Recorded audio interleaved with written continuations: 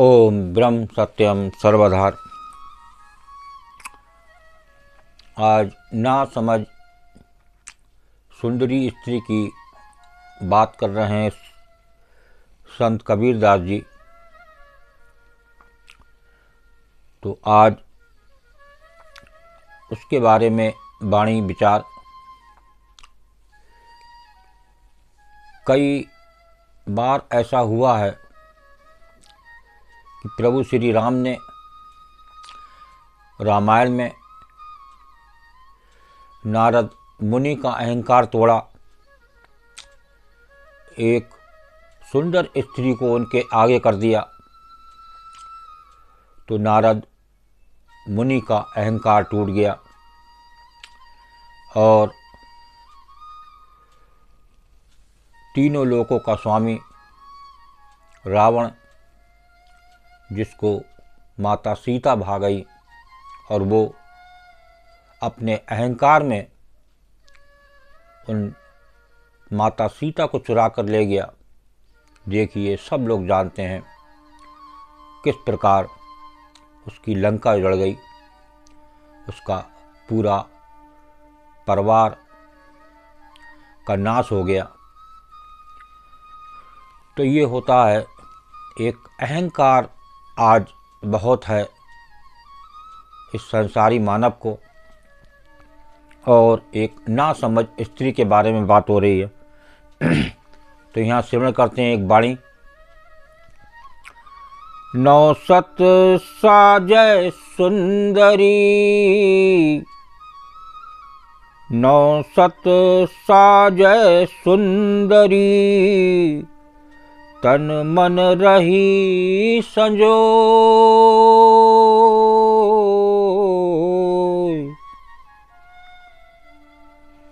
पिए का मन माने नहीं, पिए के मन माने नहीं, बिडम किए क्या होए कबीरा, विडम्ब किए क्या हो।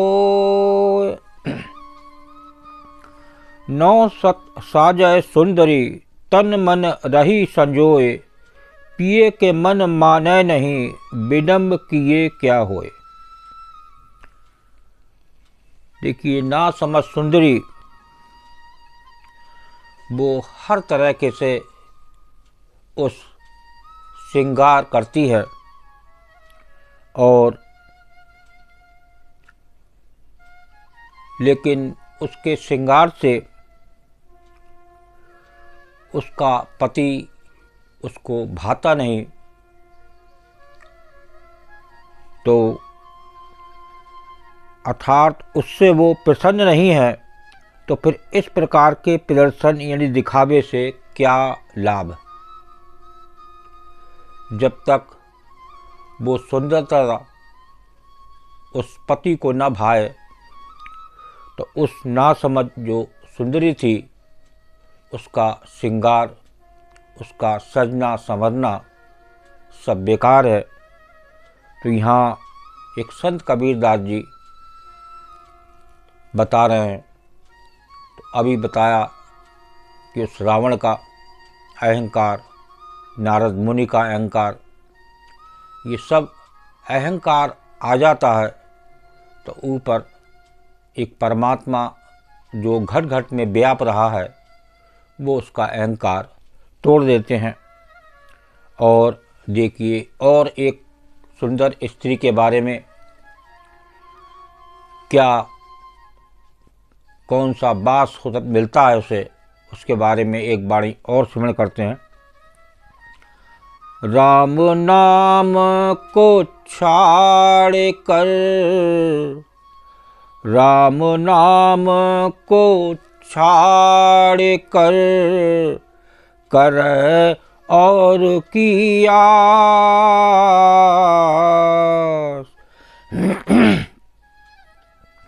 राम नाम को छाड़ कर, कर और किया।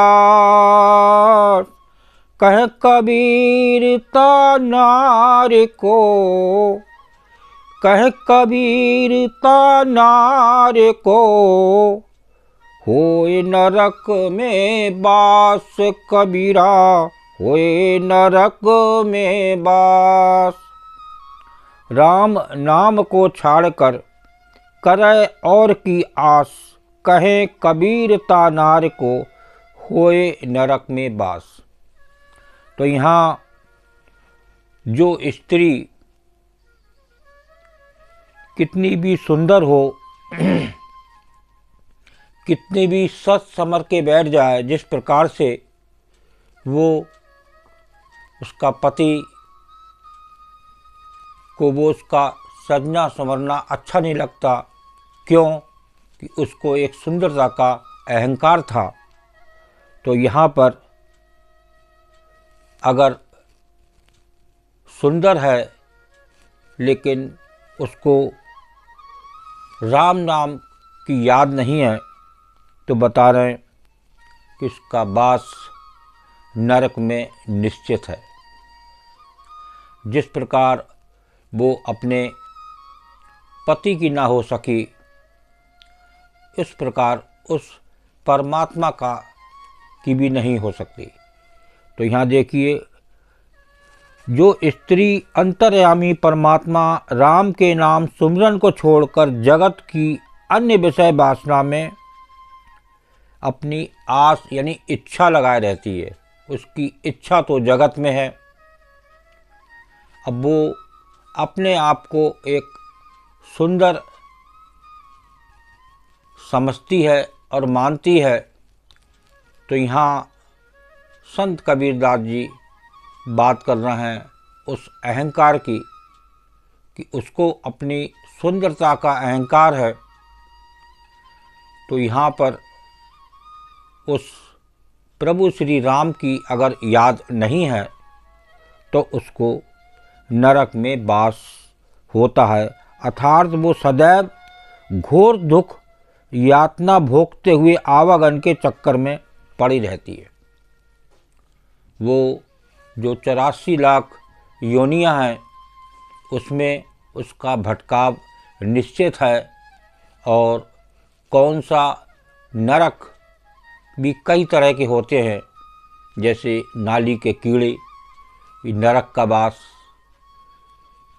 कितने ही ऐसी योनियां हैं जो नरक से भी बुरी हैं। तो ऐसे नरक से बचना है और अपनी सुंदरता को कामयाब बनाना है, और उस पति एक प्रसन्न रहे, वो परमात्मा प्रसन्न रहे, तब बात बनती है और उसको नरक के वास से बचत हो सकती है।